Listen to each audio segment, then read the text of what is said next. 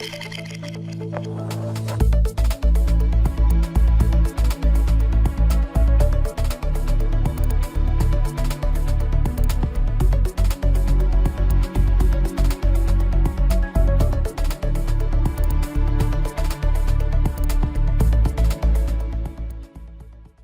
merci Marie-Hélène pour ces 2 mots d'introduction.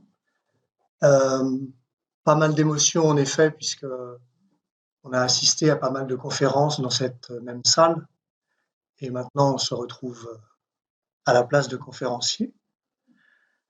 Pour ce livre, alors peut-être pourquoi nous dans cette aventure.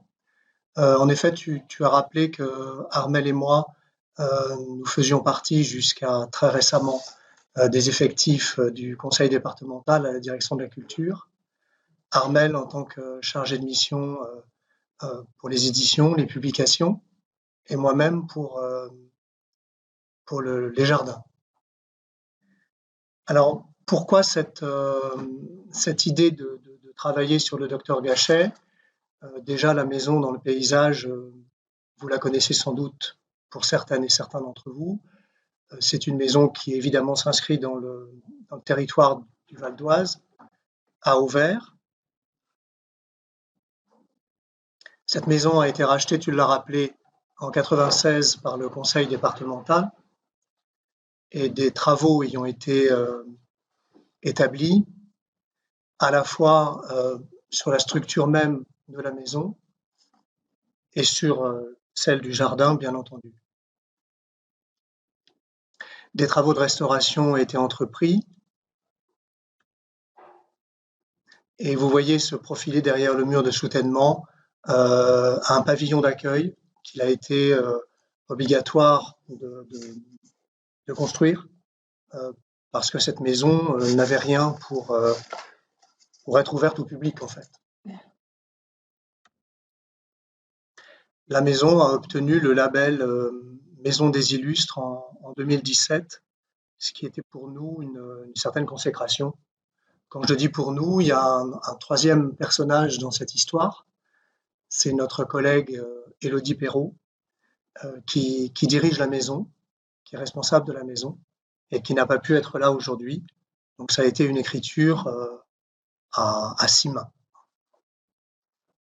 Alors avec Armelle, nous avons l'habitude d'écrire ensemble, puisqu'on a commis plusieurs ouvrages, un sur les arbres remarquables du Val d'Oise, un sur Peter Knapp, un sur Marinette et Henri Cueco, un sur 50 parcs et jardins dans le Val d'Oise. Donc c'est toujours un bonheur. Et voilà Élodie qui a complété cette écriture. Alors, qu'est-ce qui existait en fait sur ce fameux docteur Gachet? Il y a beaucoup d'écrits de son fils. Il faut savoir que le docteur Gachet a bénéficié en fait de 2 existences, si on peut dire, la sienne propre et celle de son fils, qui s'est, on peut dire, un peu métamorphosé en docteur Gachet, bis, et qu'il a consacré sa vie à écrire sur son père et à disséminer dans plusieurs institutions des objets qui ont appartenu à son père, à sa mère, évidemment des toiles de sa collection. Donc il y a beaucoup d'écrits du docteur, vous voyez, au lapsus, de celui qu'on appelait même le docteur Gachet, alors qu'il n'était pas du tout docteur. Disons un gros corpus d'écrits du fils Gachet, qui est une sorte de labyrinthe littéraire, avec des références un peu dans tous les sens. On a le catalogue sous la direction d'Anne Distel de l'exposition de 99 au Grand Palais, Un ami de Cézanne et Van Gogh, le docteur Gachet, qui est une somme très intéressante. Et puis, bien entendu, les lettres, entre autres les lettres de Vincent, éditées au chez Actes Sud en 2009. Alors, ce qu'il faut peut-être dire aussi, c'est que Paul-Louis Gachet, donc le fils, quand il a décidé de donner plusieurs tableaux magnifiques de la collection de son père à l'État, donc à partir de la fin des années, à la fin des années 40 et puis entre les années 50 et 60, a donné beaucoup de choses au musée du Louvre, mais a donné aussi un peu dispersé partout. Il y a des toiles au musée de Valenciennes, il y a des toiles au musée de Lille, il y a des toiles au musée d'Ornans, il y a des toiles au musée de Montpellier, il y a des toiles à l'Institut Van Gogh d'Amsterdam, il y a, je ne sais plus, la trousse chirurgicale et des dessins dans une institution londonienne, l'uniforme de son père de la garde nationale qui se trouve au musée de l'armée, et toutes les archives familiales, enfin toutes les archives familiales, beaucoup d'archives familiales ou liées aux relations de son père avec les différents artistes qu'il a croisés tout au long de sa vie, mais aussi avec des savants, ont été déposées chez son marchand, qui s'appelait Daniel Wildenstein, et sont aujourd'hui à l'Institut Wildenstein-Platner. Alors au début, quand nous nous sommes lancés dans l'écriture de ce livre, nous espérions beaucoup voyager, aller à Amsterdam, à Londres, à Montpellier, à Ornans. Pas du tout, parce que nous avons commencé vraiment, enfin nous avions fait quelques recherches à la Bibliothèque de l'Histoire de Médecine, aux archives nationales, aux archives de Paris, quand la pandémie est arrivée et donc le confinement. Et donc nous avons travaillé essentiellement à partir de collections numérisées. Et ça, je dois dire que heureusement, parce que sinon le livre ne serait pas écrit. Mais nous nous sommes promenés à travers les écrans, mais nous n'avons pas beaucoup bougé. Et donc l'écriture de ce livre est motivée, enfin en tout cas la date de parution de ce livre est motivée par le fait que c'est le 9 avril 1872 que le docteur Gachet et sa femme ont acheté la maison d'Auvers. Voilà. Alors les questions que nous nous posions, pourquoi écrire sur le docteur Gachet quand même? Depuis l'ouverture de la maison au public, il y a des éléments, on appelle ça des éléments de langage qui sont repris de dossiers de presse en dossiers de presse. Un ami des impressionnistes, le médecin de Van Gogh, un républicain, un homéopathe, un libre-penseur, un savant. Les écrits de son fils, dont Michel vous a parlé, ont une très nette visée hagiographique quand même, donc il fallait beaucoup vérifier ce qu'il disait, ce qu'il avançait. Et le catalogue d'Anne Distel, qui est très précieux pour comprendre comment la collection s'est constituée et de quoi elle était constituée, parce qu'il y a beaucoup de tableaux qui ont été donnés à l'État français, mais il y a aussi beaucoup de tableaux qui sont aujourd'hui dans les musées, notamment américains, étaient plus axés sur les relations du docteur Gachet avec Cézanne et Van Gogh que sur ses relations que sur sa vie proprement dite. Donc nous nous sommes dit que la meilleure que pour répondre à la question qui était le docteur Gachet, il fallait que nous nous penchions, que nous essayions de retracer sa trajectoire entre le jour de sa naissance, le 30 juillet 1828, et celui de sa mort en janvier ou février 1909, je ne me rappelle plus.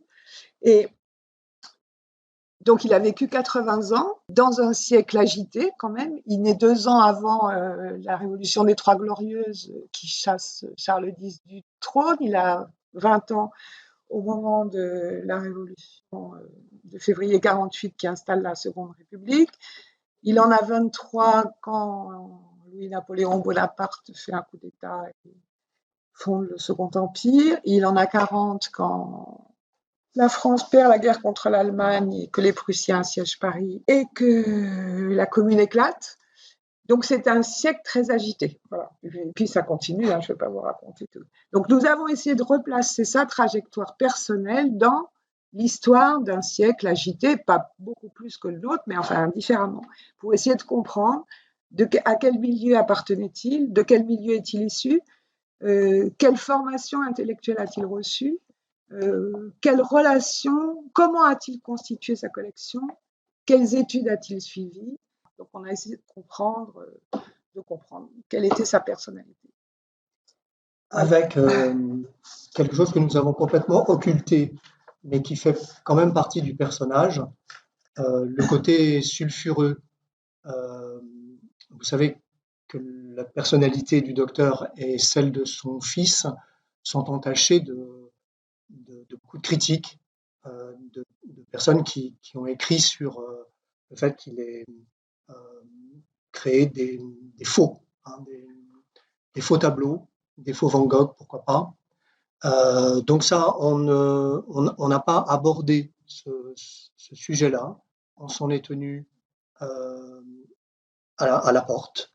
Vous savez qu'il y a eu un best-seller dont je ne me souviens plus du nom, sur un docteur Gachet odieux qui aurait enfermé sa fille amoureuse de Vincent Van Gogh en lui refusant toute relation.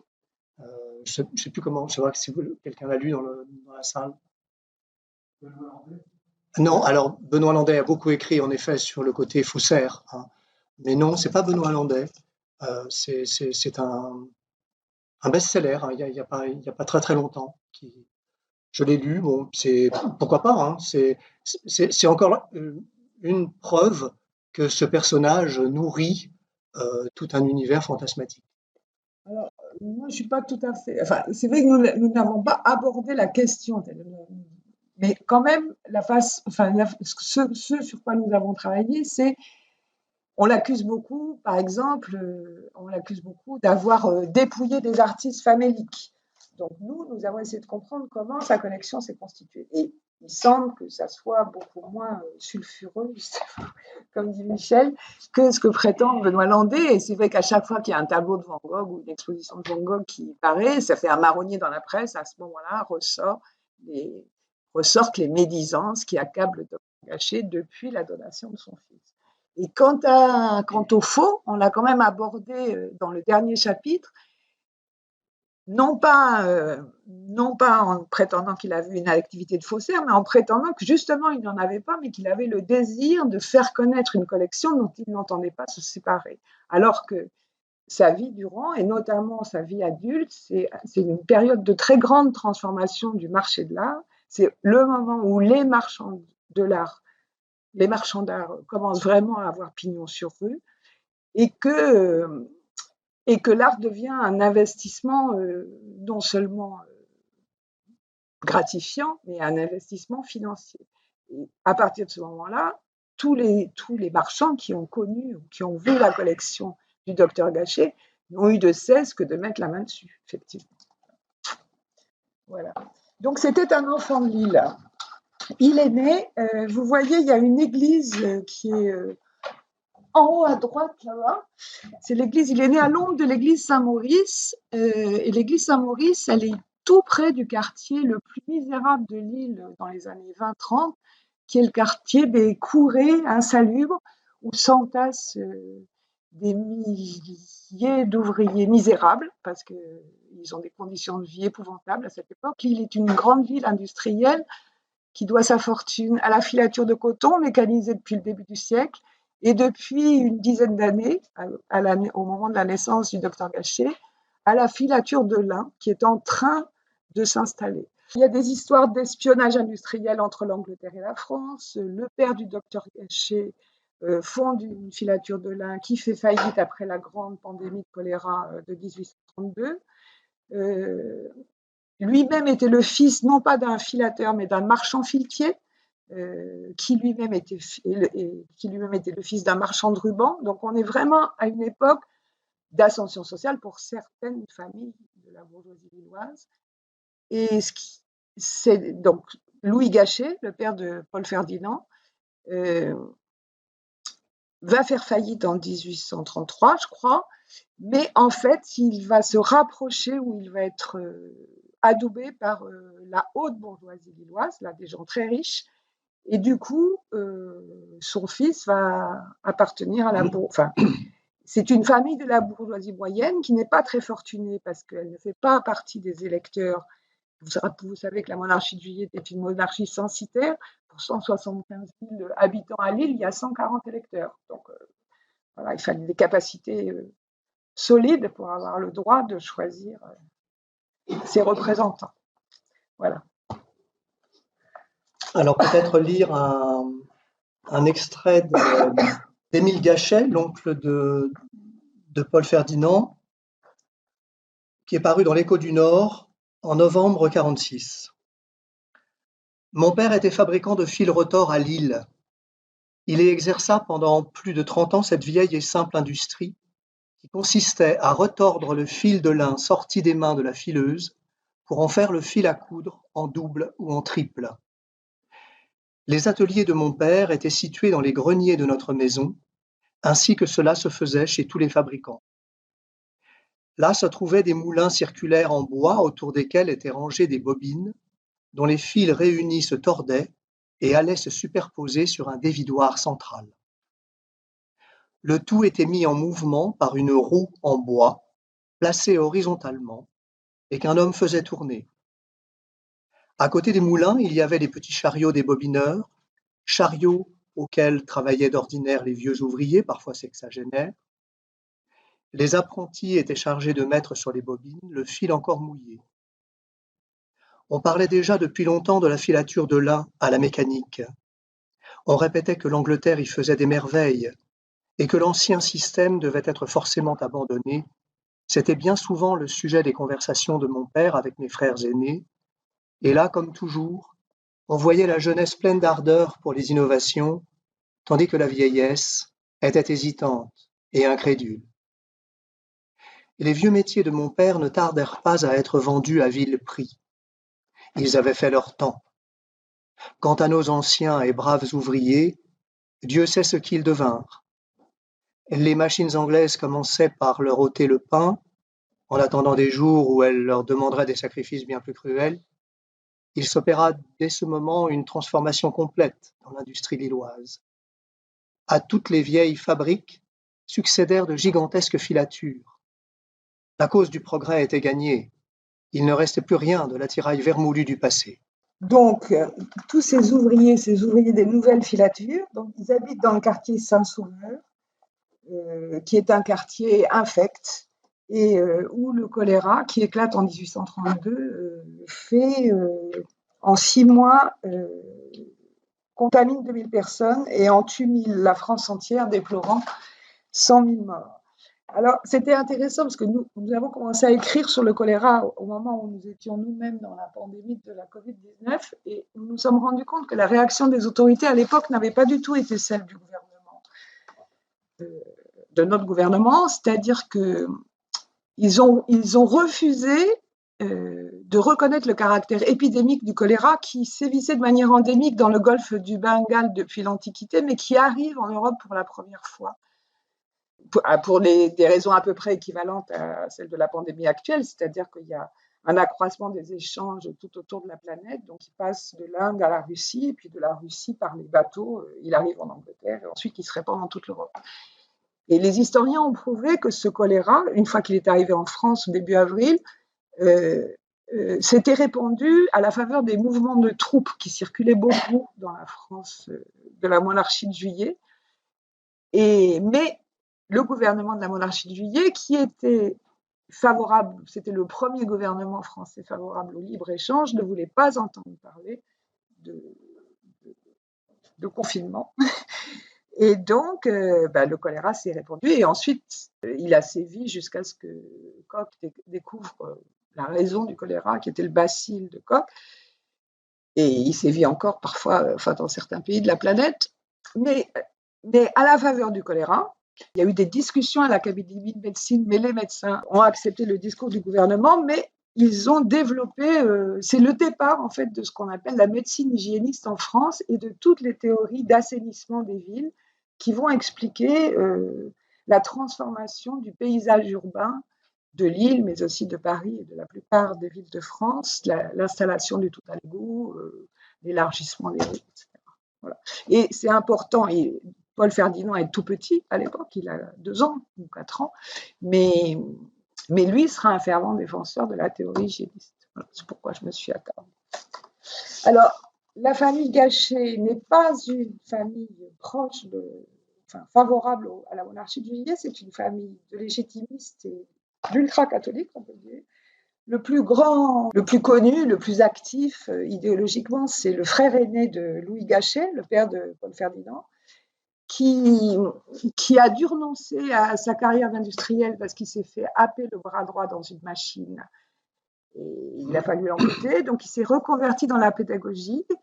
Il est très actif, il a beaucoup écrit, c'est un vrai polygraphe. Il a écrit notamment une méthode de lecture pour apprendre à lire aux enfants sans que ça coûte plus d'1 franc, aux enfants de la classe indigente sans que ça coûte plus d'1 franc, ce qui lui a valu l'attention des autorités académiques, ce qui lui a valu d'être recruté comme principal du collège de Lille. Et à ce poste, il bataille notamment pour refuser une formation professionnelle demandée par la bourgeoisie industrielle qui cherche à avoir des techniciens compétents, un peu experts en droit commercial ou en dessin industriel, alors que lui est convaincu, comme beaucoup de gens, que les humanités sont essentielles à la formation d'un esprit droit. Et il va finir par gagner contre les manufacturiers et le Conseil général du Nord, grâce à l'ouverture d'une école spéciale à l'intention, enfin d'une école d'apprentissage. Et donc, ses fils et ses neveux, donc Ferdinand, vont suivre une formation très académique qui illustre là le tableau de Corot et un petit extrait de Gustave Flaubert, ça ne fait jamais de mal. J'ignore quels sont les rêves des collégiens, mais les nôtres étaient superbes d'extravagance. Tandis que les cœurs enthousiastes auraient voulu des amours dramatiques avec gondoles, masques noirs et grandes dames évanouies dans des chaises de poste au milieu des calabres, quelques caractères plus sombres ambitionnaient les fracas de la presse ou de la tribune, la gloire des conspirateurs. Je me souviens d'un brave garçon, toujours affublé d'un bonnet rouge. Un autre se promettait de vivre plus tard en mohican. Un de mes intimes voulait se faire renégat pour aller servir Abdelkader. Mais on n'était pas seulement troubadour, insurrectionnel et oriental. On était avant tout artiste. Donc, Paul Ferdinand reçoit une formation, tout ce qu'il y a de plus classique, du grec, du latin, de l'histoire de l'anglais. Il commence à avoir une formation scientifique en première, en terminale. Entre-temps, il passe un an à Malines, où il découvre l'art des Pays-Bas espagnols, en visitant les musées d'Anvers, de Bruxelles, et puis les églises de Malines, où son père a été envoyé pour ouvrir une filature de lin. Et puis, il revient, la mort d'Édouard Gachet les fait revenir à Lille, et là, il parachève ses classes de philosophie en suivant des cours d'aquarelle avec Ambroise de Trait et de dessin académique avec Auguste Cuvelier, et l'intérêt qu'il manifeste pour l'estampe semble remonter vraiment à cette époque. Ce sera un grand collectionneur d'estampes. Sa collection qui a été vendue, qui est passée aux enchères en 1993, comprenait plus d'1 million de feuilles de grands maîtres qui vont du XVe siècle à l'époque, enfin à son époque, mais aussi de personnalités beaucoup moins connues. C'est-à-dire qu'il semble qu'il avait une vraie passion pour l'estampe, qu'il a appris à pratiquer. Enfin, il est devenu aquafortiste averti, mais il n'avait pas un intérêt particulier pour telle ou telle époque, comme beaucoup de collectionneurs qui s'axent en général sur une période ou un courant, alors que lui s'intéressait à la gravure tout azimut. Voilà. Et puis donc, Évoquer le tiraillement militaire, enfin. Alors, donc, les études à ce moment-là, le baccalauréat est un diplôme pour rentrer à l'université. C'est pas un diplôme de fin d'études. Son frère aîné étant appelé à prendre la succession de son père, il a toute l'attitude. En tout cas, il a plus le choix de sa future profession, sans doute, que son frère aîné l'a eu. Il a 20 ans, on l'a dit, en 1851, au moment où la ville de Lille est très agitée. C'est de Lille, c'est du banquet de Lille. Je ne sais pas si vous voyez ce que c'est, la campagne des banquets. Enfin, il y a une conjonction de crise, la crise du système capitaliste, et aussi une crise de subsistance qui rappelle les crises d'Ancien Régime. Tout ça fait qu'entre les années 1846 et 1848, la situation est dramatique, les usines ferment. François Guizot, qui a eu la majorité aux élections de 1846, refuse de modifier la loi électorale. Et donc, il y a une conjonction de mécontentement politique, des partis du centre qui demandent l'élargissement des fameuses capacités électorales, mais aussi des partis beaucoup plus radicaux de gauche qui demandent le suffrage universel. Et c'est aux banques et donc ces partis organisent une campagne des banquets à travers toute la France. La liberté de réunion n'est pas acquise à ce moment-là, et c'est au banquet de Lille, la gauche prend la main sur la droite, et un mois plus tard, la révolution éclate en février 1848 à Paris. Donc il a 20 ans à ce moment-là. À Lille, c'est très agité aussi entre les ouvriers et les patrons, parce que les ouvriers n'ont pas le droit de se syndiquer, mais les patrons ont des organisations, siègent à la chambre de commerce, siègent dans les... Donc il y a 6 mois de très grande tension qui s'achèvent en juin 1948 par une répression effroyable et la fin des ateliers nationaux. Il y a 4000 morts quand même à Paris, dont 1600 dans les rangs de l'armée, et 15 000 hommes arrêtés, dont 4500 sont déportés en Algérie. La formation catholique qu'il a reçue, la société de secours de Saint-Vincent-de-Paul auquel il a adhéré et à laquelle il a participé pour porter secours justement aux indigents, l'incite à porter une grande attention aux faibles. Il décide de faire médecine et pendant 1 an, c'est une valse hésitation entre sera-t-il médecin militaire ou sera-t-il médecin civil. Alors, pour être médecin militaire, il y a 3 hôpitaux d'instruction à Strasbourg, Metz et Lille. Les étudiants sont recrutés sur concours et ils doivent être bacheliers ès-lettres. Leur cursus dure 5 ans. Pour être docteur en médecine, seules les facultés de médecine, il y a 3 facultés de médecine aussi, à Paris, Strasbourg et Montpellier. Et pour rentrer à la faculté de médecine de Paris, il faut non seulement le bac ès-lettres, mais le bac ès-sciences. Donc pendant un temps, il s'inscrit aux 2, et puis finalement, la faculté de médecine de Paris, lui ayant signalé qu'il ne pourrait pas se réinscrire s'il ne suivait pas les cours, il se laisse séduire par les lumières de la capitale et il part à Paris. Remplacé au corps, il conserve de l'armée 3 souvenirs marquants: l'amitié de son cheval, la considération de son colonel et un duel au sabre. Donc, il arrive à Paris et il a 22 ans. Pendant toutes ses études à la faculté de médecine, il va habiter le quartier latin, qui là encore n'a pas du tout la configuration actuelle. Le boulevard Saint-Germain n'existe pas, le boulevard Saint-Michel n'existe pas. Enfin, vous êtes dans un Paris beaucoup plus ancien. Il habite rue de Seine ou rue Dauphine, voilà, rue de Seine ou rue Dauphine. Il est monté à Paris avec son cousin, Émile Sailly, qui est son jumeau, qui est né la même année que lui, et qui lui aussi fait des études de médecine, et avec un jeune peintre qui s'appelle Amand Gauthier, qui est un protégé des Gachet depuis longtemps. On connaît un portrait.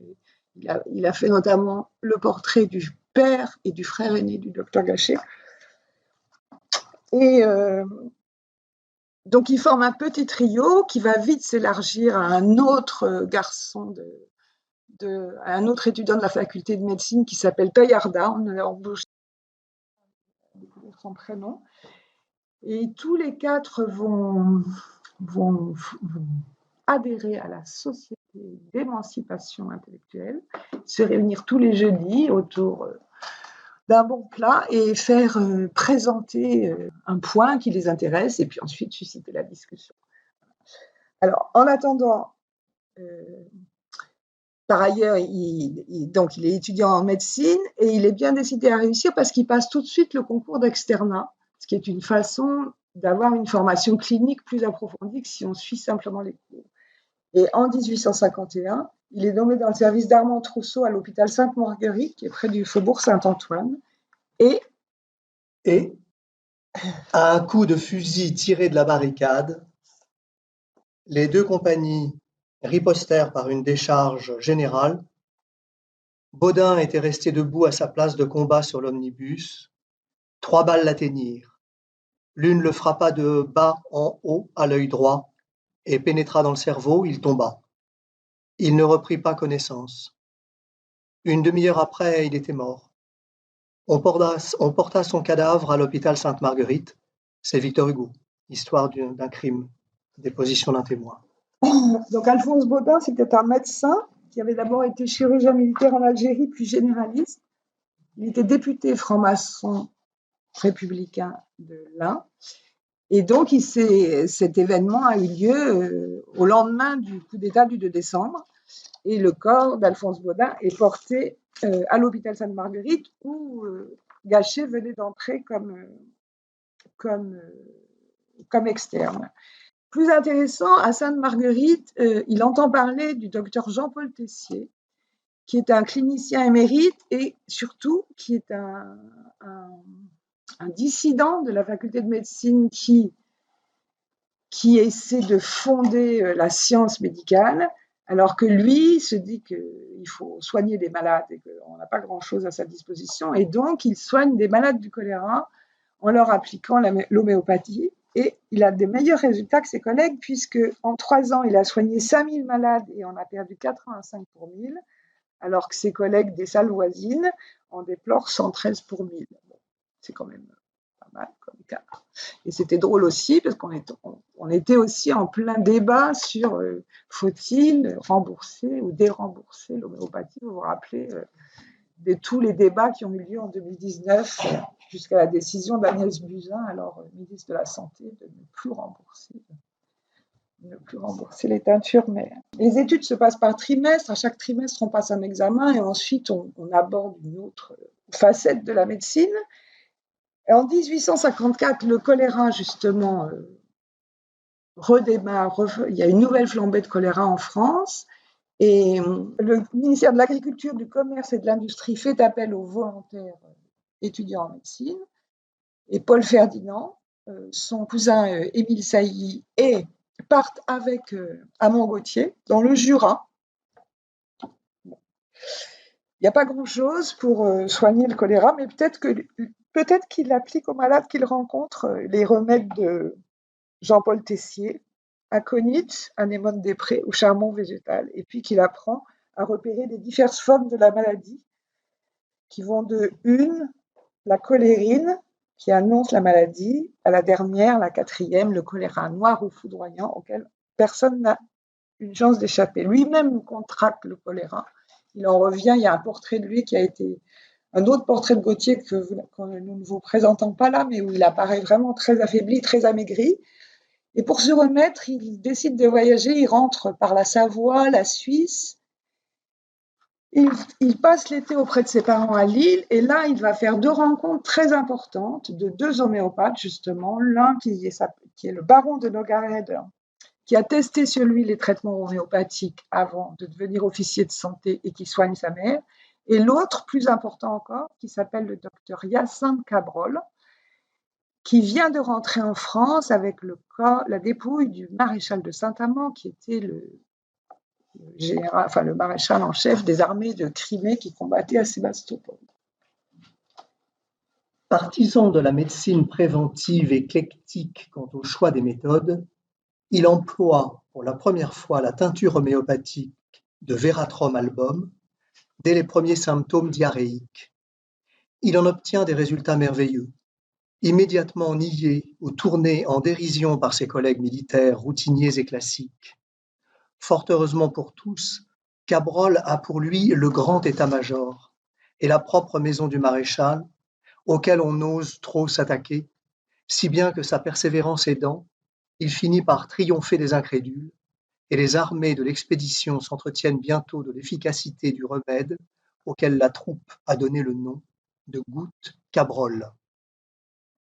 C'est Paul-Louis Gachet. Bien qu'ils appartiennent à 2 générations différentes, ils vont nouer une amitié très solide, que peut-être a cimenté leur expérience mutuelle du choléra, et qui va durer jusqu'à la mort du docteur Cabrol. Leur correspondance nous a permis de temps en temps d'y voir un peu plus clair dans les différents événements que va vivre Gachet.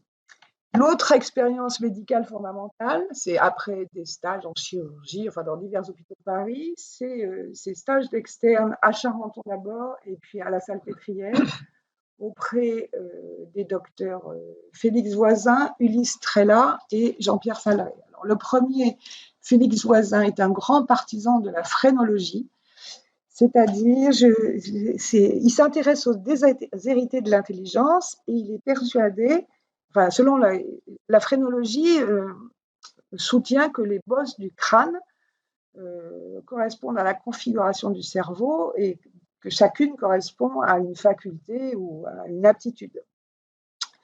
Le deuxième, Ulysse Trélat, est un ancien révolutionnaire. Il a appartenu à la charbonnerie française, une société secrète qui voulait renverser Charles X. Il a été lourdement condamné sous la monarchie de Juillet. Il a brillamment passé le concours d'aliéniste ouvert en 1840 et il est maintenant directeur de la Salpêtrière qui accueille des femmes. Et pour lui, la cause des causes de l'aliénation mentale est l'hérédité qui fixe la maladie dans la famille et la rend transmissible de génération en génération. Le troisième, Jean-Pierre Falleret, est une sommité de l'Académie de médecine et de l'Académie des sciences. Il est docteur de la faculté de médecine, non pas de Paris, mais de Montpellier.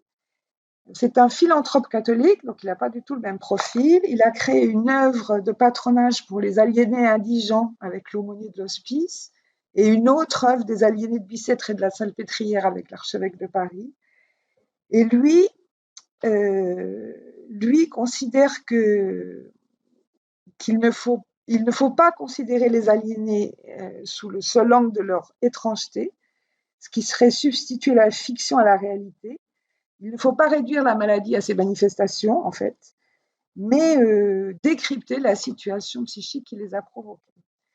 Et cette approche clinique va lui permettre notamment de décrire les symptômes de ce qu'il appelle la folie circulaire et qui est en fait aujourd'hui appelé les troubles bipolaires, c'est-à-dire les alternances de phases maniaques et de phases dépressives, de phases mélancoliques.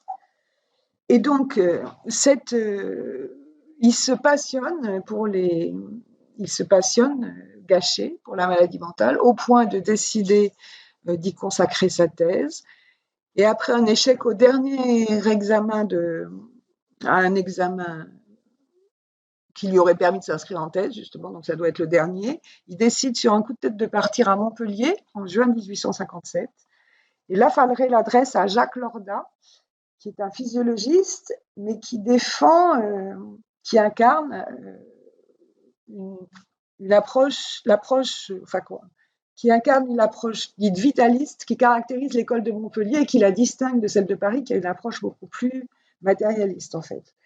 Alors, selon le vitalisme, il n'y a pas d'effet sans cause, et donc, on est obligé de considérer qu'il existe un principe vital de nature spirituelle qui est distinct de l'intelligence, de la pensée et du corps matière. Et cette approche a permis à Lorda de comprendre les troubles du langage consécutifs à des attaques d'apoplexie et à ce titre, il est l'un des fondateurs de ce qu'on appelle aujourd'hui la neuropsycholinguistique cognitive. Donc il y a un ouvrage majeur du docteur, c'est son étude sur la mélancolie de 1858. Donc, je vous lis deux extraits. Dieu a demandé à Madame M de prévenir l'empereur des dangers qu'il encourait. Arrêtée au guichet des Tuileries, elle est morte à l'hôpital 2 ans plus tard. Entrée à l'hospice en 1851, après un premier séjour en 1828, Marie-Olympe est de bonne famille. Elle a réussi l'examen d'institutrice de la ville de Paris, puis a fondé un pensionnat dans la vallée de Montmorency. La faillite de cette institution a provoqué, pense-t-elle, la mort de sa mère. Très attachée à l'aumônier de l'hôpital, elle se regarde comme extraordinaire, mais non comme folle. Anéantie au physique comme au moral, c'est un être mort qui vous parle, dit-elle. Elle se considère comme la plus grande pécheresse de la terre. J'ai avoué mes péchés, ajoute-t-elle, mais je n'ai pu en obtenir la rémission. Marie-Olympe est toujours fatiguée, ne s'intéresse à rien, et sa main gauche s'agite convulsivement. Il caractérise la maladie, il fait quelques recommandations thérapeutiques, mais ce qui est le plus intéressant, c'est que, en fait, en conclusion, il fait une critique en règle de la société bourgeoise et donc de l'éducation qu'il a reçue. Il dit « Les enfants mis en serre dès leur naissance sont enfermés à 8 ans entre 4 murailles de livres, jetés à 20 ans dans un monde qu'ils ne connaissent que par Virgile et par Homère. Leurs parents déterminent leur vie en décidant qu'ils seront médecins, avocats ou prêtres. À 30 ans, ils se marient par intérêt. Leurs épouses sont des poupées aux flancs étroits qui redoutent le mal de maternité et l'histoire se répète indéfiniment. La conclusion, c'est qu'il faut qu'un enfant soit un enfant libre de courir au soleil. Alors, ce que nous ne vous avons pas dit, mais que nous allons vous dire très vite, c'est que toutes enfin, comment dire, une caractéristique du docteur Gachet s'affirme à ce moment-là, enfin, quand il est étudiant. Bon, il met quand même 8 ans à faire ses études plutôt que 4, donc il a pris du temps. Et notamment, il a pris du temps avec ses copains artistes, notamment Gautier, qu'il a introduit dans le cercle de Courbet, qui, dans ces années-là, est un artiste provocateur. Et quand il est arrivé à Montpellier, il a rencontré le mécène de Courbet qui s'appelle Alfred Bruyas. Et en remontant de Montpellier, il s'est arrêté chez Auguste Cézanne, banquier, chez lequel il avait quelque chose à faire. Et il a sans doute croisé Paul Cézanne à cette occasion. Alors, un mot sur la brasserie Andler, un article de Jules Castagnari.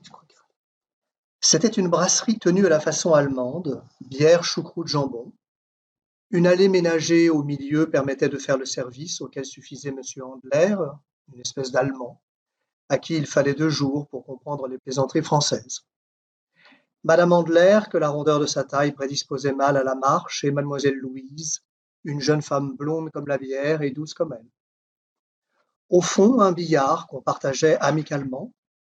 À côté, une pièce claire, gaie, couverte d'un vitrage comme un atelier. Elle était toute remplie par une immense table en bois blanc.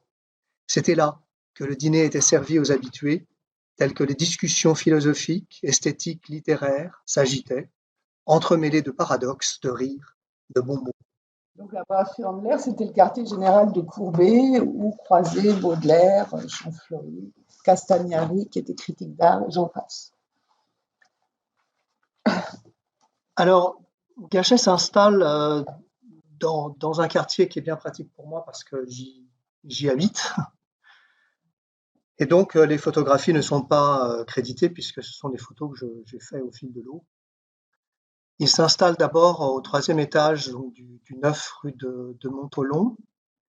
Là, il faut s'imaginer le Paris d'Haussmann, hein, les travaux, les débuts. Il y a 2 gares hein, tout autour. Il y a la gare du Nord, la gare de l'Est. La gare du Nord qui va être bien pratique pour rejoindre Anvers bientôt. Il y a un marché, il y a 2 églises. Le square, en face de chez lui, va se construire ce petit square, le square de Montholon, toujours présent, bien entendu. Hein. L'église Saint-Laurent, la gare du Nord, l'église Saint-Vincent-de-Paul, avec son square, que j'ai essayé de photographier sans voiture, avec un côté un peu intemporel. Et il déménage tout près, mais dans un autre arrondissement, le 10e, au 4e étage du 78 rue du Faubourg Saint-Denis. Donc, c'est toujours très palpable, cette actualité. Hein. Il suffit d'y aller. Bon, il y a un kebab sur la rue. Mais par chance, j'ai pu entrer. Un jour, la porte cochère était grande ouverte. Et donc, c'est émouvant hein, de pouvoir pousser un peu les portes du temps. Alors, donc, les médecins à l'époque la médecine est une science vraiment en construction. Les microbes ne sont même pas connus, la nature microbienne ou virale des maladies contagieuses n'est pas connue, l'étiologie des maladies commence à peine à se construire grâce à l'anatomopathologie. La chimie des médicaments est encore balbutiante. Donc les médecins ont peu de moyens à leur disposition pour soigner leurs malades. Alors ils peuvent donner des potions qu'on tombe tous, ils peuvent réduire les petites fractures, ils peuvent débrider des accès, mais ils peuvent reconnaître des symptômes comme comme par exemple le choléra, la grippe ou la tuberculose, mais ils n'ont aucun moyen pour les soigner. Ce qui explique sans doute l'intérêt du docteur Gachet pour les thérapies, je ne sais pas si alternative c'est le bon mot, mais enfin bref, des thérapies qui sont un peu plus marginales, comme l'homéopathie, la phytothérapie, l'électrothérapie qu'il a découvert à la Salpêtrière pour soigner les maladies nerveuses, le thermalisme aussi, auquel il s'intéresse beaucoup, au point qu'à un moment donné, dans ces années-là, il laissera sa clientèle pendant 6 mois à son ami Taillarda pour aller travailler à Évaux-les-Bains, où il existe des sources thermales d'eau chaude. Sa clientèle, c'est une clientèle composite, hein, comme celle de la population du quartier. Il y a des bourgeois cossus qui habitent dans les nouveaux immeubles haussmanniens, des ouvriers très qualifiés comme les luthiers ou facteurs d'instruments qui travaillent rue Lafayette ou les peintres sur porcelaine du quartier des Petites Écuries, des concierges, des bonnes, des boutiquiers, des garçons de café. Voilà. Il s'est éloigné de la foi catholique de son enfance, mais il a gardé un très vif souci des pauvres. Dès qu'il s'installe, il prend contact avec la municipalité qui le nomme pour un an commissaire de la première subdivision de la 11e division du bureau de bienfaisance, qui en fait distribue des secours aux indigents. Et puis il ouvre une consultation dans un dispensaire rue du Verbois, dans le 2e arrondissement. Il se préoccupe, c'est une époque où évidemment la sécurité sociale n'existe pas, donc il se préoccupe beaucoup de fonder il fonde ou il participe à plusieurs sociétés de secours mutuels. Celle des médecins du département de la Seine, mais aussi celle de la Société de secours des Amis des Sciences, reconnue d'utilité publique, qui verse des pensions aux savants démunis et aux artistes. Il est membre honoraire et médecin de la Société de secours mutuel du quartier Saint-Vincent-de-Paul, et c'est un des fondateurs de la Société de secours mutuel des commissaires et employés garçons des magasins de Paris. Parallèlement, c'est toujours un homme de réseau et il s'emploie à élargir les siens. Il adhère au Grand Orient de France à la loge de la Sincère Amitié. Il reçoit un brevet de Rose-Croix. Il adhère et il entre dans la garde nationale, ce qui lui vaut une invitation au bal de l'empereur et de l'impératrice aux Tuileries. La garde nationale, depuis la Révolution de 1848, est ouverte à tous les citoyens et l'empereur, qui prétend tenir son pouvoir du peuple, n'a pas remis en cause ce mode de recrutement. Il joue de ses relations pour publier des articles dans le bulletin de l'Académie impériale de médecine, ou plus inattendu dans l'Avenir de la Corse, où il n'a jamais mis les pieds, mais dont il connaît le rédacteur en chef. Et puis, surtout, il continue sa collection de gravures, il continue sa collection de peintures, mais là encore, pour l'instant, c'est le seul peintre auquel il s'intéresse, c'est Gautier. Et puis, il en rencontre un autre grâce à Rachel Pissarro, qui est la mère de Camille Pissarro, qu'il met en contact avec son fils, dont qui a un petit garçon qui vient de mourir et qui en a un autre pour lequel il est très inquiet. Et là s'instaure les débuts quelque chose qui va caractériser les relations du docteur Gachet avec les artistes. C'est un système de don contre don, c'est-à-dire qu'il soigne, il délivre des consultations ou des ordonnances et en contrepartie, pour le remercier, de temps en temps, on lui offre une gravure ou un tableau. À Gautier, par exemple, il achète ce tableau qui a valu à Gautier la médaille d'or du salon des Beaux-Arts de Troyes et qui a été présenté au salon de 1861. C'est Gachet qui a acheté la toile, qui a acheté les pigments, qui a acheté les pinceaux et qui a acheté la toile pour un prix modique, 25 francs, mais Gautier, dont la réputation commence à croître, qui est de plus en plus sollicité par des bourgeois plus riches que Gachet pour faire des portraits de famille, lui demande de dire qu'il l'a payé 1500 francs pour qu'il puisse demander le même prix à ses nouveaux commanditaires. Et puis, donc il continue à s'intéresser à la gravure. Il a rencontré Richard Léclide, qui est un Bordelais en accompagnant Taillarda à Bordeaux, qui était originaire de la région. Léclide, c'est un grand éditeur qui, à ce moment-là, édite une revue qui s'appelle Le Vélocipède illustré, dont on parlera tout à l'heure. Mais mais qui va avoir une grande importance dans la vie de Gachet. Et il a rencontré aussi Cadar et Delattre, un éditeur et un imprimeur qui viennent d'ouvrir la boutique aux Arts modernes à l'angle de la rue, je ne me rappelle plus, dans le quartier du Palais Royal, et qui publie chaque mois un cahier de 5 eaux-fortes modernes, originales et inédites, qui sont reprises tous les ans dans un album collectif. Et puis, il met un pied dans les salons de la haute société. Il rencontre notamment les frères Cros. Ils sont 3, ces frères. Il y a Antoine, l'aîné, qui est un médecin spécialiste du système nerveux. Le cadet, Henri, est peintre à la cire et sculpteur de pâte de verre. Et le Benjamin, Charles, est un poète amoureux de Nina de Villars, comtesse de Callias, dont il existe un très beau tableau de Manet au musée d'Orsay sous le nom de la Dame aux éventails. Et chez ces mêmes frères Cros, il rencontre le musicien Ernest Cabaner et il rencontre aussi Félix Tournachon d'Inadar et même l'improbable Aurélie Antoine Ier, dépossédé de son royaume d'Araucanie et de Patagonie. C'était un petit noble périgordin qui avait été nommé roi de cette contrée lointaine. Mais à la fin de la décennie, il y a un grand changement qui se produit dans sa vie, puisqu'effectivement, il rencontre une jeune femme et qu'après lui avoir fait une cour plus ou moins assidue, il l'épouse. Donc là, vous avez la famille du docteur Gachet. En haut à gauche, son père, et à droite, son beau-père, Jean Castet.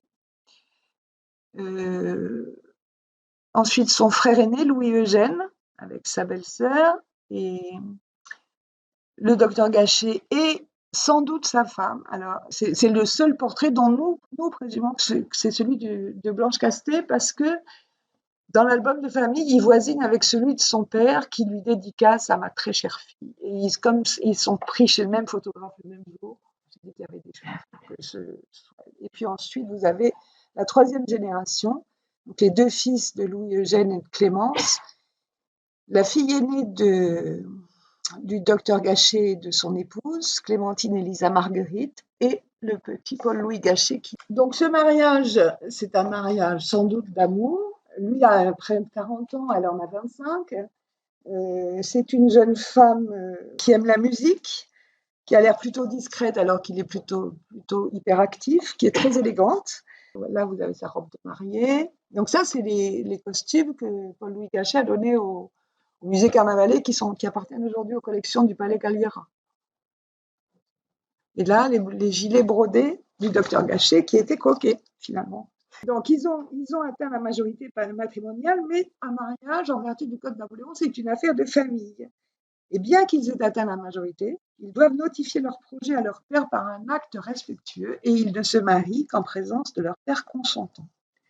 Alors, tous deux sont relativement fortunés, puisque lui a hérité de sa mère, a hérité une part des biens de son père, et elle a hérité, qui est orpheline de mère aussi.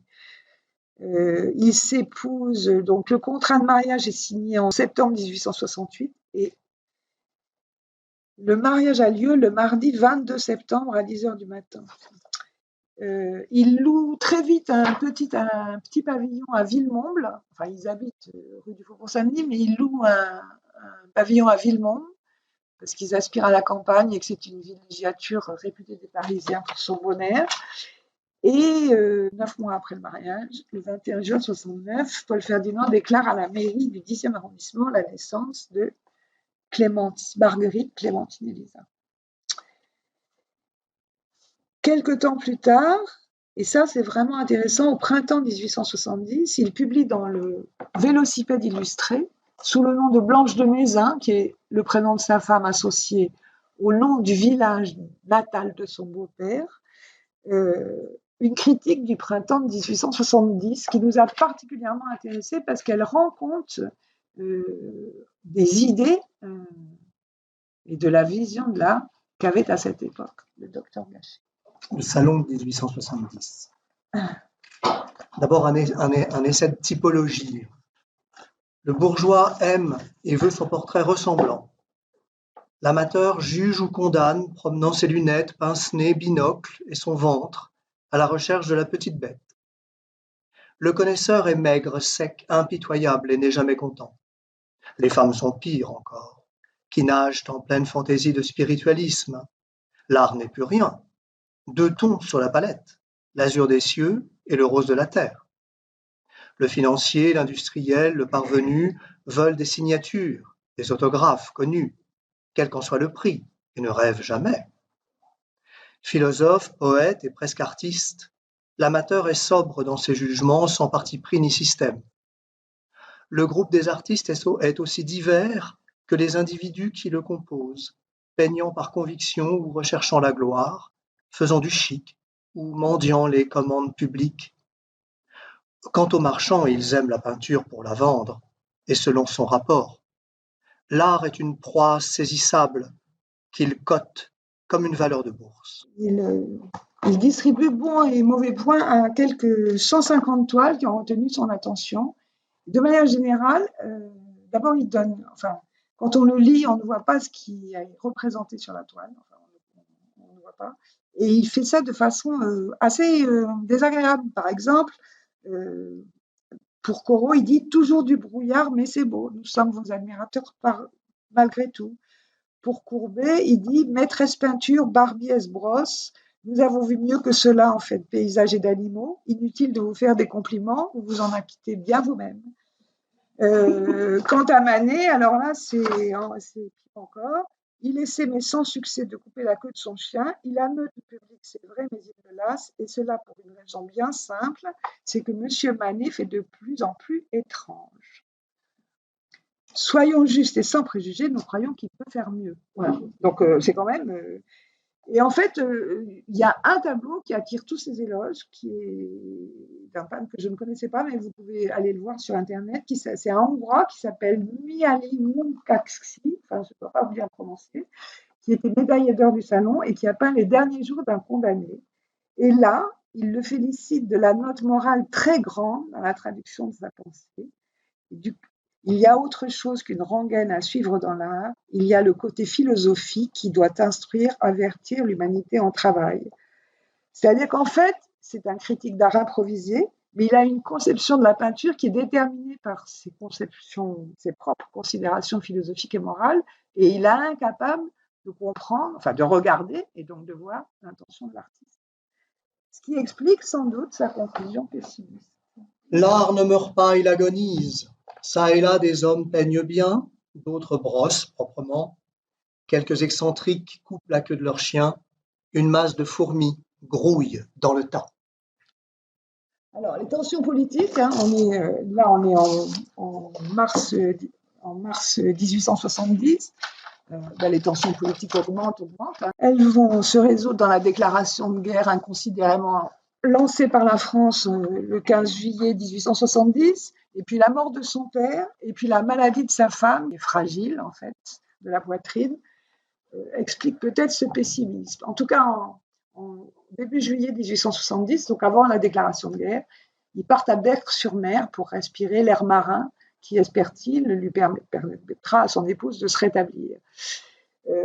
Comme vous le savez, les défaites se succèdent jusqu'à la capitulation de Sedan et la proclamation de la République le 4 septembre.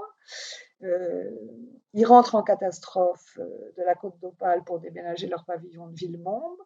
Le siège de Paris commence tout de suite après par les Prussiens.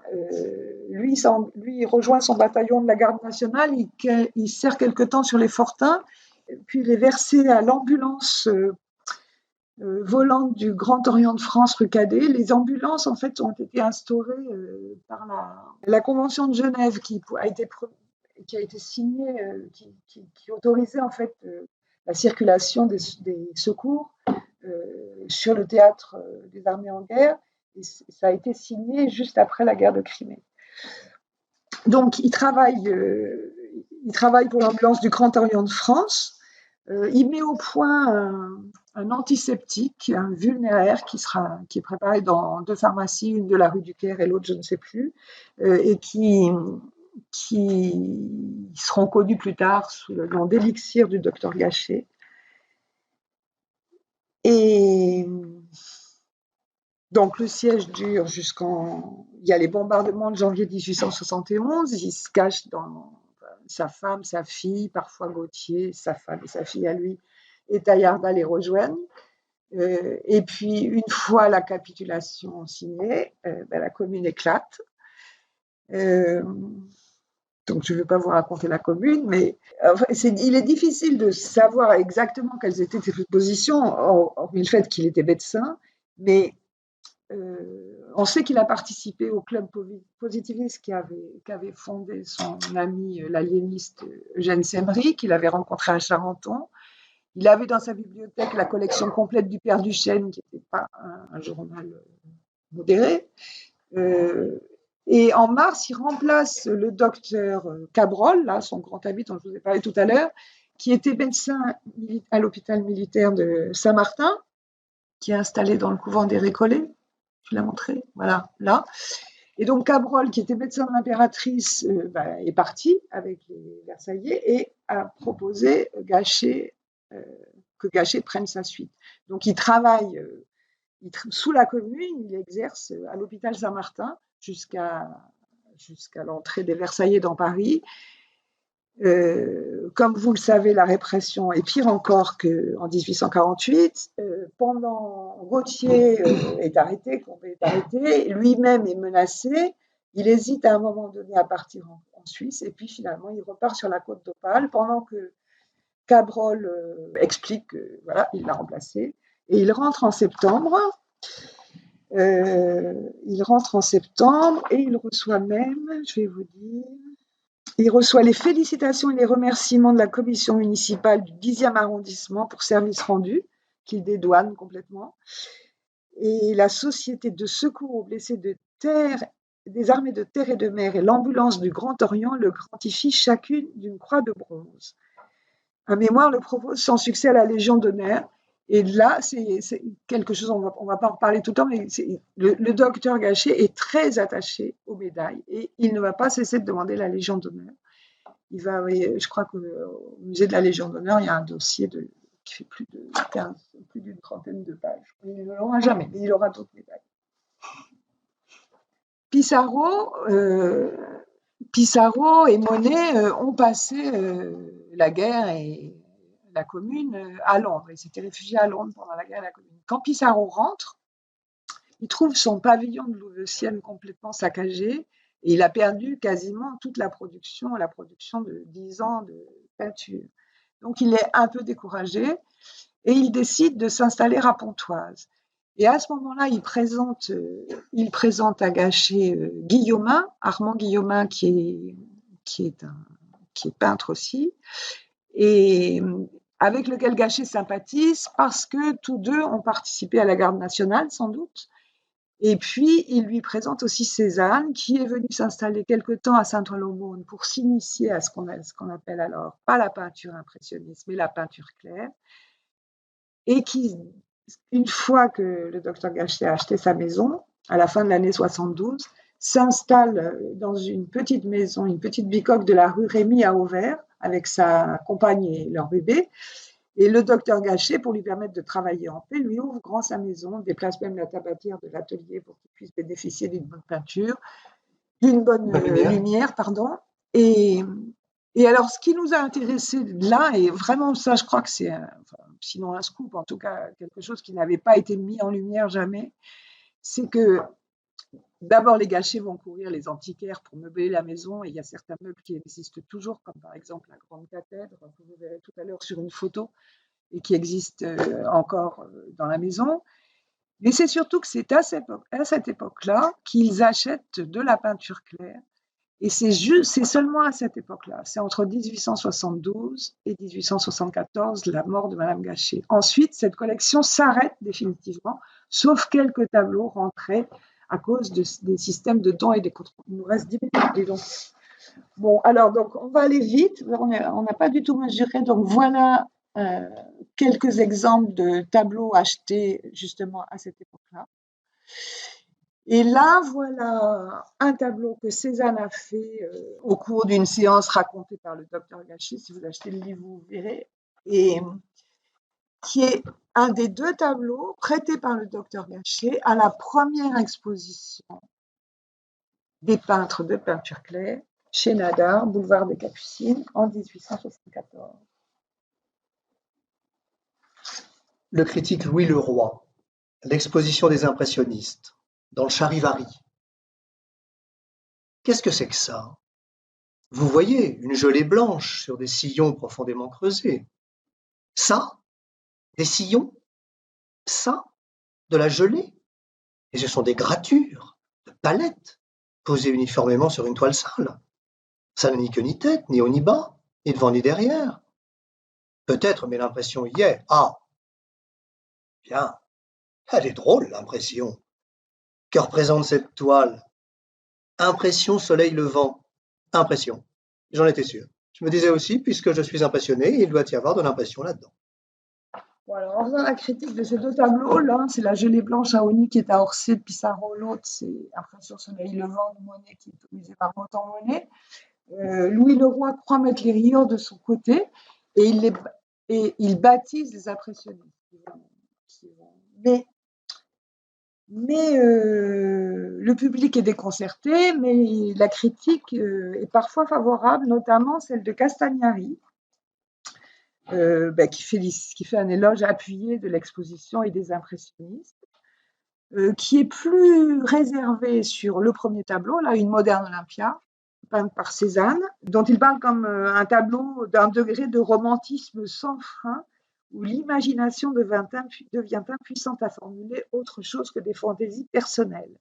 Quant au soleil couchant de Guillaumin, il n'en dit mot, mais c'est sans doute parce que le ciel rougeoyant au-dessus de la banlieue industrielle d'Ivry a une connotation trop révolutionnaire à si peu de temps de la commune pour qu'il s'y risque. Mais Gachet ne peut guère se réjouir du succès mitigé, mais quand même, en tout cas de l'éclat de ses amis, parce que sa femme va de plus en plus mal, et donc il se décide à la conduire à Pau, dont il espère que l'air pur pourra la guérir. Et donc là, vous voyez une aquarelle qu'il a faite en août 1874, quand il l'y a conduite.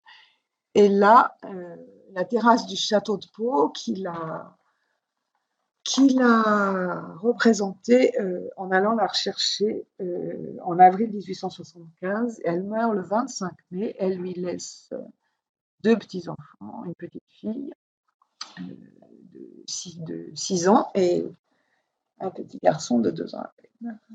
Donc l'enfance des Gachet va se passer en dehors de l'école publique, puisque leur père tient absolument à maîtriser leur éducation. Et donc le jardin, entre autres, va être un terrain d'expérience fabuleux, puisque ce jardin accueille énormément d'animaux, des pigeons, des chiens, une chèvre, un paon. Des chats en quantité, des chats en quantité. Même maintenant, avec notre célèbre voisin peintre animalier Vercruis, qui peint beaucoup les chats. Alors ça, pour l'inauguration de la maison en 2003, nous avions, certaines vont s'en souvenir dans la salle, accueilli quelques poules en hommage à ce côté très campagne en fait de ce jardin. Malheureusement, les pauvres poules n'ont pas résisté à un goupil. Mais ça donnait bien l'ambiance du jardin. Alors voilà une partie du jardin qui est malheureusement toujours inaccessible au public. C'est bien dommage, pour des raisons de sécurité, puisque la carrière, en fait, dont sont extraites les pierres de la maison, risque de s'écrouler. Oui.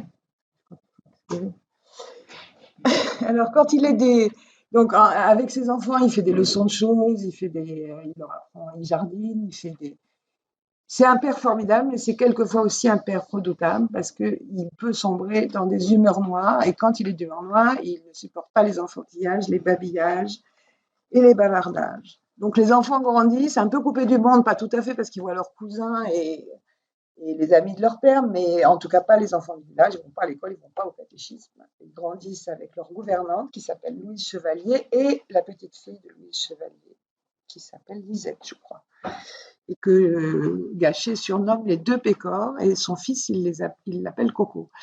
Alors, quand il est d'humeur noire, il se met à dessiner. Donc ça, c'est peut-être pas parce qu'il était d'humeur noire, mais surtout, il grave beaucoup. Il a acheté 2 presses à bras, une qu'il a installée dans sa chambre de bonne, dans la chambre de bonne de son appartement parisien, une autre qu'il a installée à Auvers.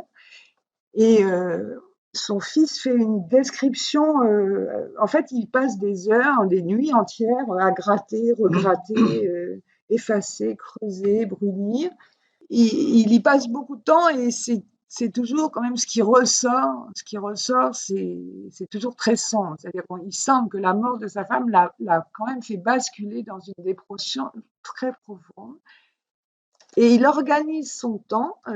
Donc, il s'occupe de ses enfants, il grave en solitaire, et puis il a aussi toute une série de rituels qui sont dus à ses réseaux. Le lundi, il déjeune, il dîne avec les éclectiques. Le mercredi, il déjeune chez son ami Murer qui a une pâtisserie, qui a ouvert une pâtisserie boulevard Voltaire et qui lui aussi accueille les artistes désargentés et se fait payer des repas contre des tableaux.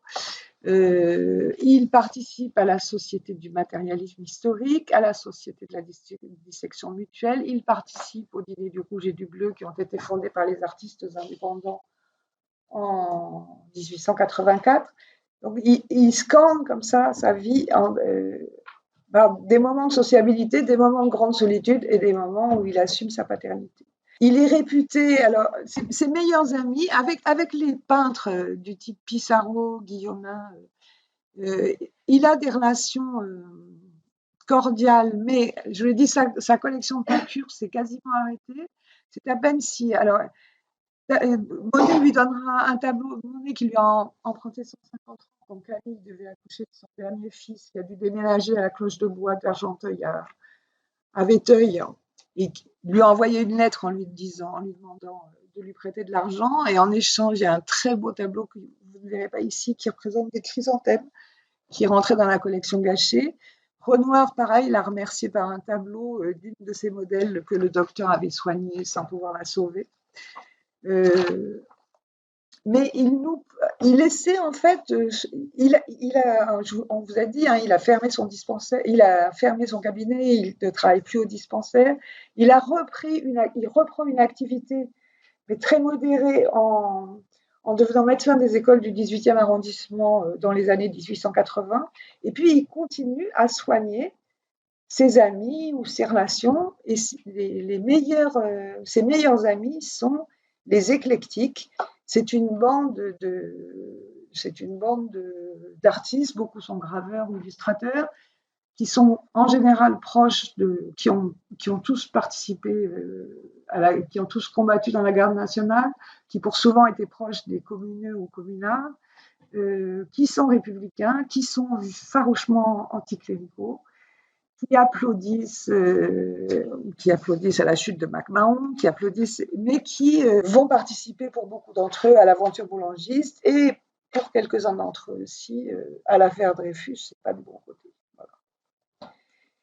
Et la grande rencontre, évidemment, sans laquelle sans doute nous ne serions pas tous ensemble réunis aujourd'hui, c'est celle de Vincent van Gogh, qui débarque de la halte de Chaponval un certain 20 mai et à la grille de la maison du docteur Gachet, et qui va quitter Auvers-sur-Oise 70 jours plus tard, comme vous le savez.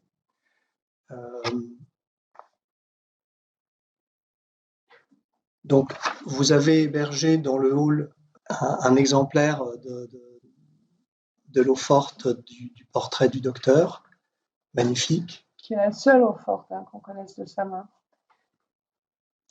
2 représentations du jardin par Van Gogh qui sont très émouvantes et très intéressantes en termes aussi documentaires, même s'il ne s'agit absolument pas du tout pour un paysagiste d'en faire une photocopie. Mais malgré tout, il y a toute une gamme colorée avec laquelle il faut faire aussi attention, puisque le,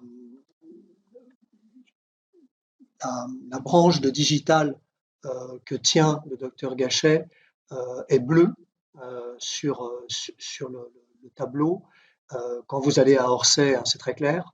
D'ailleurs, les gens s'étonnent, hein, disent c'est du muguet. Enfin, le muguet, c'est pas bleu non plus, mais enfin bon.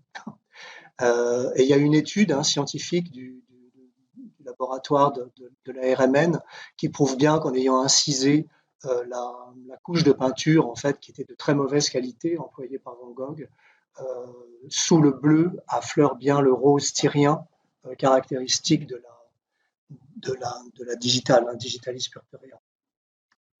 Donc, à manier avec des pincettes toutes les couleurs qui peuvent apparaître, par exemple dans Marguerite au jardin, Mademoiselle Gachet dans son jardin à Auvers-sur-Oise, puisque la majorité de blanc n'est peut-être pas fidèle à l'original. Alors peut-être qu'un jour, on assistera à une restauration de ces pigments, puisqu'on voit bien des restaurations beaucoup plus anciennes.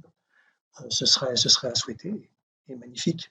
Malgré tout, le fouillis bien rendu par le peintre est une clé d'entrée pour le traitement du jardin. En même temps, les pots, l'accumulation de pots. Van Gogh vient du sud de la France, donc dans sa correspondance parle d'une flore méditerranéenne, hein, il parle de cyprès, il parle mais bon, ce ne sont pas des cyprès, mais des thuyas, enfin bref, peu importe. Mais voilà, sans Van Gogh, le conseil départemental aurait-il acheté la maison? Je laisse la question en suspens. Donc voilà le croquis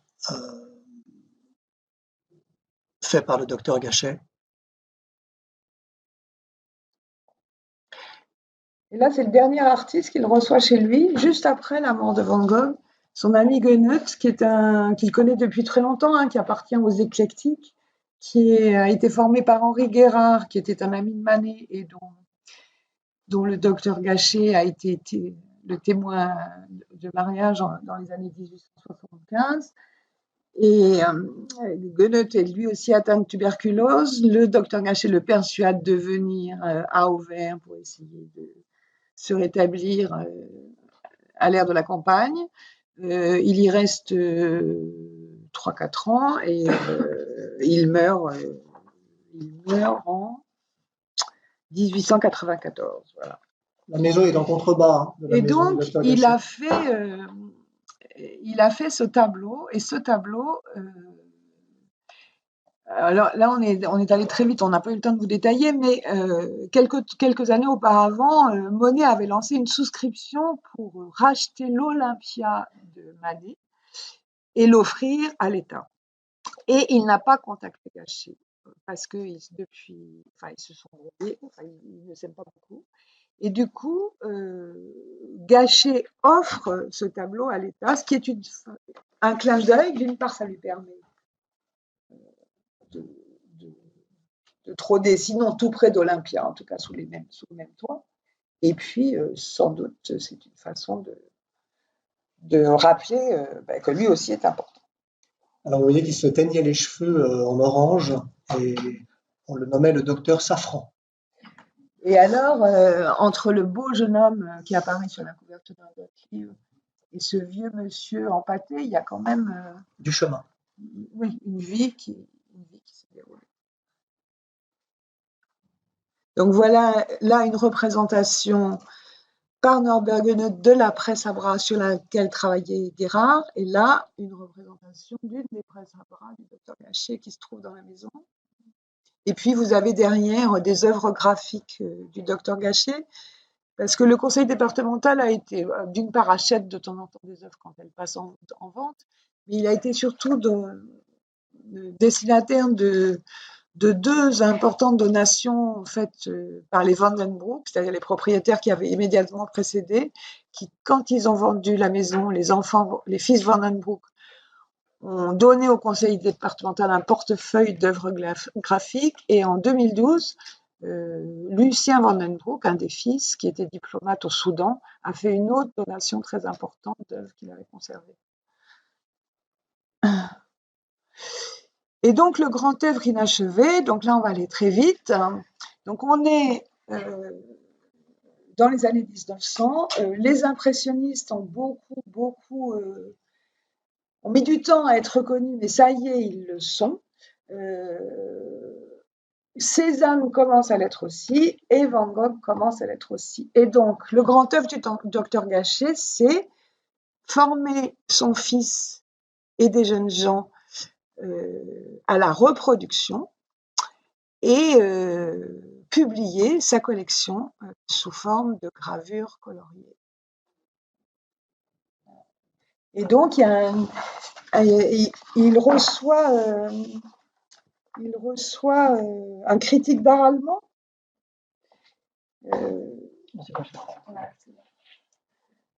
qui atteste bien qu'il y a toute une théorie de jeunes gens qui sont en train de s'affairer pour reproduire les chefs-d'œuvre de la collection. Il semble qu'il est vraiment décidé, parce que le Paul-Louis Gachet s'est spécialisé dans Cézanne, et Blanche Desrousses, la jeune femme qui travaille avec lui, s'est plutôt spécialisée dans Van Gogh. Donc il semble qu'ils se sont formés avec le docteur Gachet pendant 4-5 ans, puis ensuite il semble qu'ils aient choisi chacun un peintre, celui pour lequel ils se sentaient le plus capables, et ce travail n'a jamais été fini. Voilà. Mais il y a quelques œuvres ont été déposées au département des arts graphiques du musée du Louvre. Donc là, vous avez une copie d'après Cézanne du bouquet du Petit Delphes. Ça, c'est une vue. Alors, c'est une aquarelle d'après une huile sur toile de Cézanne, une vue d'Auvers. Là, un dessin, je crois que c'est un dessin. Ouais, c'est un dessin à la craie et au fusain. Et là, une reproduction de la fameuse église d'Auvers, copiée d'après Van Gogh, une aquarelle. Et qui donc, là aussi, enfin là, ça n'apparaît pas beaucoup, mais en fait, sur l'œuvre véritable, le sable est rose et correspond à la description que Van Gogh en donne dans des lettres, parce qu'en fait, les lettres de Van Gogh sont presque aussi imagées que ces toiles. Il essaie de traduire au plus près avec les mots l'intention qui est la sienne. Et donc, il parle, pour cette fameuse église d'Auvers, il parle d'un sable rose qui, sur le tableau, n'est plus rose, mais sur l'aquarelle de Rousselet. Alors, on va terminer. Bon, ça, c'est la tombe du docteur au Père-Lachaise. Simplement signaler que la maison reçoit périodiquement des expositions d'art contemporain. Ici, une évocation de Marinette Kouekou de la Digitale. Samedi sera inauguré à 16h, je crois, ou 17h. C'est marqué 17h. Une nouvelle collection de photographies de Sébastien Sirodeau. L'exposition, alors je ne peux pas vous en dire grand-chose parce qu'on ne l'a pas encore vue. L'exposition s'appelle Chercher Vincent. Et enfin, je me fais une petite publicité personnelle puisque j'interviendrai dans la maison pour les rendez-vous au jardin le 4 juin avec la claveciniste Armelle Roux. Je lirai des extraits des Fables de mon jardin de Georges Duhamel. Et Armelle jouera, alors Armelle, une autre Armelle, Armelle jouera du Bartók et du Bach. Voilà, merci de votre écoute.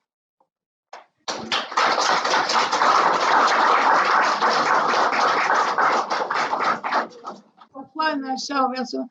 Ils avaient tous les deux acheté, ils louaient un pavillon à Villemont, qui est une petite ville de l'Est, oui, de l'Est, je crois, et qui a été complètement. Enfin, c'est un village qui a été occupé par les Prussiens et abîmé par les Prussiens, parce qu'il y a eu un grand combat sous un plateau, je ne me rappelle plus. Et donc, Madame Gachet, comme nous vous l'avons dit, était malade, enfin était fragile. Très certainement, les épreuves du siège, puis de la Commune, le temps passé dans la cave, la nourriture qui manquait, enfin bref, toutes choses l'ont affaiblie. Et je pense que son mari espérait que le plus possible, plus elle pourrait passer du temps dans un air pur, mieux ce serait, d'autant plus qu'à Paris à l'époque, enfin, c'était pas les vapeurs d'essence, mais c'était les escarbilles de charbon et tout ça qui empêchaient. Donc je pense que c'est ça. Ensuite, ça c'est la première raison. La deuxième raison, c'est donc que Pissarro avait trouvé une maison au quartier de l'Ermitage de Pontoise et qu'il y allait et qu'il venait juste de se retrouver. Donc, je pense que Pissarro lui a dit que ce serait une bonne idée que vous achetiez une maison. Après, il y avait aussi le fait que la vallée de l'Oise commençait à attirer des artistes. Jules Dupré s'était installé à l'Isle-Adam dans les années 1840. Daubigny avait construit sa villa des Vallées dans les années 1850. Il était rentré d'Angleterre. C'est d'ailleurs une des choses qui nous a surprises. Il semble qu'il n'y ait pas eu de relation entre le docteur Gachet et Daubigny, qui connaissait pourtant et qui a soigné Daumier et qui s'est même présenté en 1878 aux élections municipales d'Auvers-sur-Oise avec Karl Daubigny, donc le fils de Charles-François. Mais il ne semble pas qu'ils se soient beaucoup fréquentés. En tout cas, on n'en a pas de trace, on n'en a pas retrouvé. Voilà, mais je sais pas trop quoi. Enfin, voilà, c'est les seuls éléments d'explication que j'ai. Après, c'est vrai qu'Auvers, c'est pas loin de la gare du Nord quand même, donc pour lui, si, il y avait un train. À l'époque, il y avait un train direct. Ouais, ouais, ouais, ouais. Donc je sais plus, je sais plus combien. Enfin, c'est dans le livre, mais c'était en 1 heure à peu près, 1 heure et demie. Il était à Auvers. Donc c'était assez facile pour lui d'aller travailler à Paris puis de prendre le train un jour sur 2 pour rejoindre sa femme et ses enfants. Je voulais savoir s'il exerçait encore en tant que médecin et pas à Auvers, est-ce qu'il avait une clientèle. Alors après la mort de sa femme, il a fermé son cabinet parisien. Il a arrêté sa consultation au dispensaire, il a arrêté son cours d'anatomie artistique, de dessin anatomique dans une école du 9e arrondissement.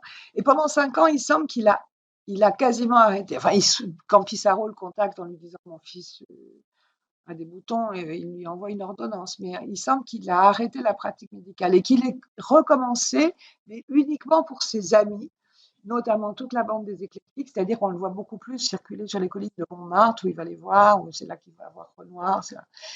Et puis, à Auvers même, il est réputé quand même pour, quand un paysan se blesse, ou quand, je sais pas quoi, moi, un maréchal Ferrand reçoit un coup de sabot pour être là. Donc, il soigne, mais gratuitement. Mais il n'a jamais été médecin à Auvers. Enfin, il n'a jamais été médecin établi à Auvers. Et au contraire, même quand il s'est installé, il a dû faire, ça nous ne le racontons pas, mais il y avait un officier de santé et il a fallu qu'il monte patte blanche à l'officier de santé en disant qu'il n'allait pas menacer sa clientèle.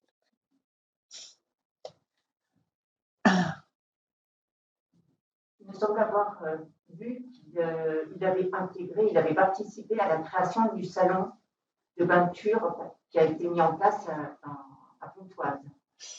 Alors, je ne sais pas s'il a participé. Nous n'avons pas trouvé. Il y a participé, ça, c'est sûr. Oui. Ça, c'est sûr qu'il a exposé au Salon de Pontoise. Son fils aussi, et Blanche Desrosses aussi. Est-ce qu'il a été fondateur du Salon de Pontoise? Ça, je ne peux pas vous dire. On n'a pas trouvé. Mais peut-être que oui. Hein, c'est bien possible. Van Rissel, alors, c'est quand il était encore collégien, lycéen, quand il est allé à Malines avec son père. Donc, il a découvert l'art des Pays-Bas espagnols et il s'est inventé ce pseudonyme, Van Rissel, qui veut dire de l'île. Rissel, c'est le nom flamand de l'île. Et puis, il s'est aussi inventé une généalogie imaginaire en prétendant descendre d'un artiste qui s'appelle Gossaert, dit Jean Mabuse, qui est un peintre maniériste flamand du XVIe siècle, au prétexte qu'il avait une ancêtre, une grand-mère ou une arrière-grand-mère qui s'appelait Gossaert. Enfin là, la généalogie est douteuse, en tout cas, nous n'avons pas vérifié. Est-ce qu'il a essayé de le soigner Van Gogh? Non, je ne crois pas. Il n'a pas essayé de le soigner. Il n'est pas favorable à... Enfin, il dit que quelquefois, il faut enfermer les aliénés, mais qu'il faut toujours qu'ils aient un sentiment de liberté et que de toute façon, il sait très bien qu'il n'y a pas de thérapeutique, en fait, qu'il n'y a pas de... Donc, ce qu'il a recommandé à Van Gogh, c'était de travailler, mais pas trop, de manger modérément, mais de manger régulièrement, de ne pas boire d'absinthe, voilà, et de venir le voir régulièrement en lui disant, si vous avez besoin de moi, je suis là. Mais sans doute, ce qui lui a échappé, c'est